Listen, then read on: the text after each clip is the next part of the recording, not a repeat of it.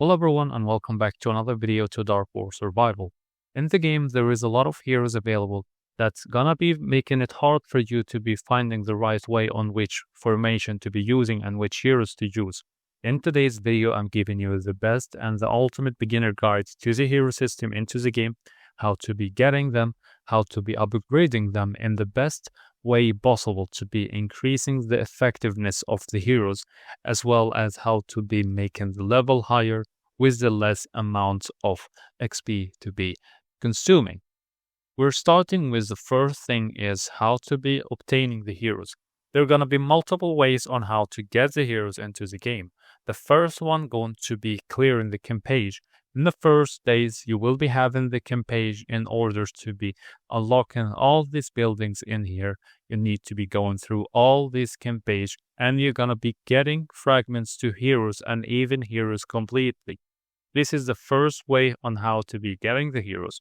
After you clearing the first 5 levels, you will be having access to the next source on how to get the heroes, which is a radio station.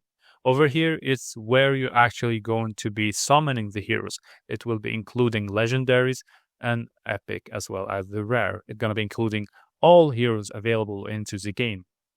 At least the one that is not required to be actually spending money to be getting them. And then to be making summons here, you'll be required to collect the prime recruitment ticket. You will be collecting some of them from the camp page, some from quests, and some from the events. The next area where to be getting heroes is gonna be the survival trial. You will be having access to this event in the first 7 days of the server, and you will be collecting the hero Cecilia, one of the top tier heroes available into the game, and really she's a great one to be using, so make sure to be completing the survival trial. The next area on how to be getting heroes is going to be from the events. Some of the events is actually going to be giving you some fragments to heroes. I'm not really remembering exactly which one, but some of the events actually gonna give you so. The next area going to be from the raider itself. From the raider over here, you will be having access to different quests. Some of them is rare, some of epic, and some is legendary. And all of them going to give you fragments to heroes. This is one of the best effective way on how to be collecting the heroes fragments as well as the food for the heroes. This is one of the easiest and best way to be collecting that. And the level of the raider is increased by the amount of quests you completed. The more you complete, the higher level you'll have, as well as the better rewards. And then to be collecting now the food. The food having multiple resources as well. The first one going to be from the camp page or the adventure. The higher the level, the better rewards you're gonna collect. Like if we're collecting this here, you'll see that every hour I'm getting 1.2 million food. So this is one of the best way to be getting food, as well as from the raider too. Some of them, not really some of them, most of them is actually giving you a big amount of food, as well as it's possible for you to be collecting it from the world. You can just search for not the forest. Well, actually, you can't get it from the world. You will be only getting it from the shelter.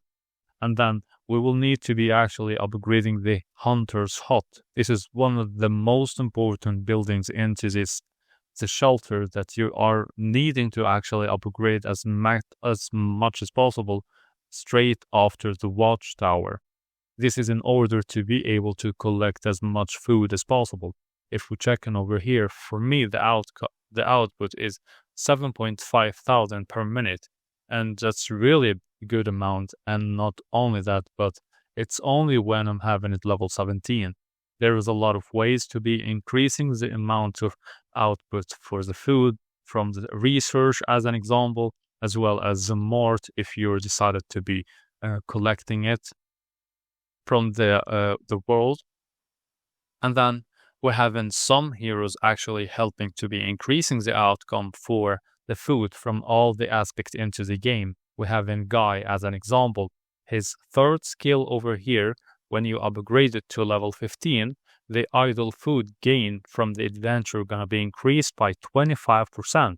This is a big amount, so it's one of the most important skills into Guy that is required to actually upgrade in order to be getting as much as food possible from the idling in adventure. There is as well other heroes that will be really benefiting for collecting the food. We have in Ruby over here, her third skill as well is increasing the resources outcome. We have in the resource that's including the total of it, not just the food, but all food, wood, stone, energy, and coins. As well as we have in the next hero gonna be Selena. Her third skill as well is effective for the resource gathering. And then we have in the third one going to be, where is she? We have in here Willow. Her third skill as well is helping out with the resources gathering. So we have in these three heroes that is really important to be upgrading their skills, especially this one for the gathering. You don't really need any other skills. It's only this one that is required. But then some of you will be actually thinking like, but then I'm gonna need to be consuming the food to be upgrading them to level 30 in order to be unlocking this skill. Now we're gonna be coming to the next step around the heroes, which is the training center. The training center is basically gonna help you on saving a bunch of amount of food to be upgrading the heroes. And actually you will only need to be upgrading just the main 5 heroes you're using. As an example, I'm using these 5 heroes. If you check the below, all the heroes that I have put into the training center, they are getting the level of the lowest hero. Like if I upgrade as an example, these 4 over here, I have upgrading them to level 46, but then I'm having one that is 45. Then all the heroes that is in the center gonna be getting level 45. And if you upgrade the level, it will be as well affecting it. So you don't need to be actually upgrading these heroes. And then if going there, you'll see their skill is actually unlocked without needing to be spending food to be upgrading them. This is a good way, if not the best way, on upgrading the heroes without the need to be actually consuming more food. And then we have in the next hero gonna be, if you are deciding to be actually getting Catherine and Rex, her third skill is actually as well increasing the food from the raider. Over here, it's if you upgrade it to level 10 and level 15, you will be getting a total of 25% increased for the food yielding from the radar. So this is really important to know which hero is the one to be upgrading to be able to get the best benefits for them, to not be wasting the food, and how to be upgrading them in an effective way. So this is all on how to be upgrading the heroes. Moving on to the next step, which is which heroes is the one to be using or which heroes to be leveling up in order to be actually having the best effectiveness in the PvP area or in the campaign in general. For me, I've been trying out all around of heroes that I'm having, and I've only been able to clear the best and the most effectiveness by using this top 5. We have a guy over here, he's a warrior type and really giving a great damage. Look into the skills, he's basically focusing on an AoE damage dealing. All his skills is dealing an AoE damage, so he's helping out to be clearing the campaign or the fight in general faster. And then we have in the other skill, as the other hero gonna be Scarlet. Scarlet as well is effectiveness with AoE damage dealing. Checking her skills, you'll see that the basic skill is attacking 2 heroes, the one that is in front and the one that is behind, as well as the ultimate skill gonna be doing some circle that will be damaging the heroes that is in this area, which makes it even more faster. Then the next one gonna be Cecilia, like I said, one of the great heroes to use, and she's still one of my favorite. Look into all her skills is actually dealing damage to the direction. Like checking, this is a basic skill. She's attacking everything. So that's one of the best heroes to use. Moving to the next one, gonna be Eddie. Her skill as well, he's a tank, and the skills still doing AoE damage. And he can be surviving pretty much extremely a lot of time. And the last one gonna be Catherine. If you don't want to be going for Catherine, then the next option going to be going for Farhad. He as well an AoE damage dealing, pretty much an extremely strong one. Look into the Hulk he's having. Every third skill or third attack, you're gonna be having the Hulk attacking an area. So this is the heroes that I'm actually using, and it have been extremely effectiveness for me. For the next step gonna be, in order for you, if you decided like I've leveled up some heroes, but I feel like I need to change it. All you have to do is just go to the training center, and then you'll have a tab over here, Hero Reset. If you press on it, you will be able to reset the hero and get the complete amount of food you have consumed on this hero without any minus in it. And then you can be upgrading another hero without any issues. So this is the easiest and the best way on how to be building up your heroes or the team formation.